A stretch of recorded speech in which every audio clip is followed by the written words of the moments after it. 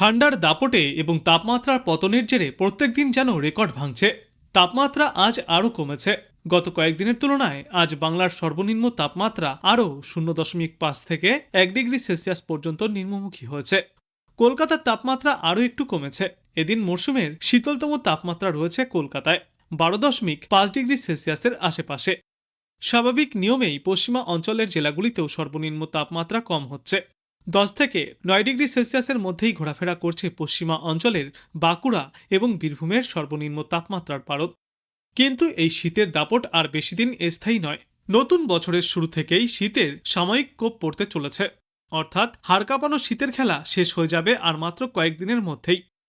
পশ্চিমী ঝঞ্ঝার জেরে ফের পারদ চড়তে থাকবে গোটা দক্ষিণ বাংলায়। 1 জানুয়ারিতেই সর্বনিম্ন তাপমাত্রা 15 ডিগ্রি সেলসিয়াসের ঘরে পৌঁছাতে পারে কলকাতা এবং তার পার্শ্ববর্তী এলাকাগুলিতে।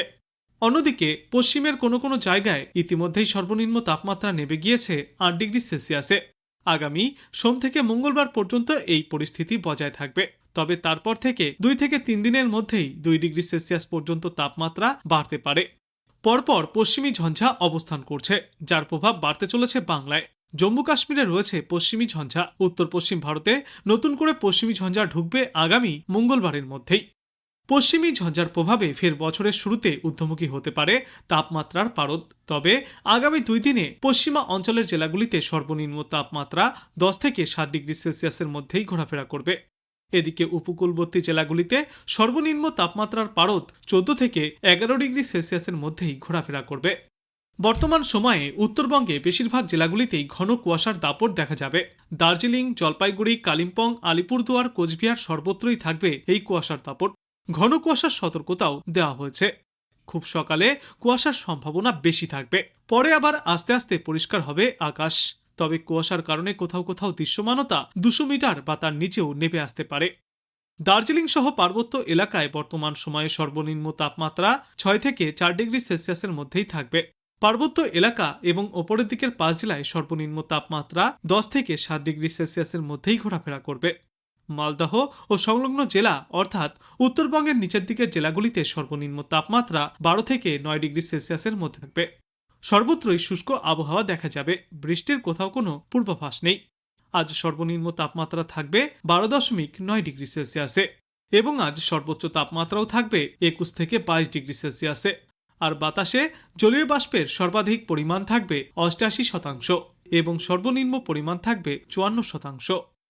আজ বাংলাদেশ আবহাওয়া দপ্তর সূত্রে জানা যাচ্ছে, অস্থায়ীভাবে আংশিক মেঘলাকাশ সহ সারা দেশের আবহাওয়া শুষ্ক থাকবে। মধ্যরাত থেকে সকাল পর্যন্ত নদী অববাহিকার কোথাও কোথাও মাঝারি থেকে ঘন কুয়াশা এবং দেশের অন্যত্র হালকা থেকে মাঝারি ধরনের কুয়াশা পড়তে পারে। যশোর, চুয়াডাঙ্গা, গোপালগঞ্জ, রাজশাহী, পাবনা, সিরাজগঞ্জ এবং নীলফামারী জেলার ওপর দিয়ে মৃদু শৈত্যপ্রবাহ বয়ে যাচ্ছে এবং তা কোথাও কোথাও অব্যাহত থাকতে পারে। সারা দেশে দিন এবং রাতের তাপমাত্রা প্রায় অপরিবর্তিতই থাকবে। 28 ডিসেম্বর অস্থায়ীভাবে আংশিক মেঘলাকাশ সহ সারা দেশের আবহাওয়া শুষ্ক থাকবে। মধ্যরাত থেকে সকাল পর্যন্ত নদী অববাহিকার কোথাও কোথাও মাঝারি থেকে ঘন কুয়াশা এবং দেশের অন্যত্র হালকা থেকে মাঝারি ধরনের কুয়াশা পড়তে পারে। সারা দেশে রাতের তাপমাত্রা প্রায় অপরিবর্তিতই থাকবে এবং দিনের তাপমাত্রা সামান্য কমতে পারে। 29 ডিসেম্বর অস্থায়ীভাবে আংশিক মেঘলা আকাশ সহ আবহাওয়া শুষ্ক থাকবে।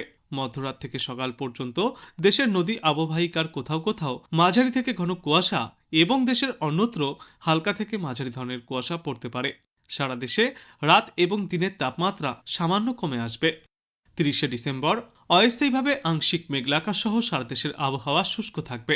মধ্যরাত থেকে সকাল পর্যন্ত দেশের নদী অববাহিকার কোথাও কোথাও মাঝারি থেকে ঘন কুয়াশা এবং দেশের অন্যত্র হালকা থেকে মাঝারি ধরনের কুয়াশা পড়তে পারে। সারা দেশে দিন এবং রাতের তাপমাত্রা প্রায় অপরিবর্তিতই থাকবে এবং এর পরবর্তী দিন 5 সমগ্র বাংলাদেশ জুড়েই আবহাওয়ায় তেমন কোনো উল্লেখযোগ্য পরিবর্তনের সম্ভাবনা নেই।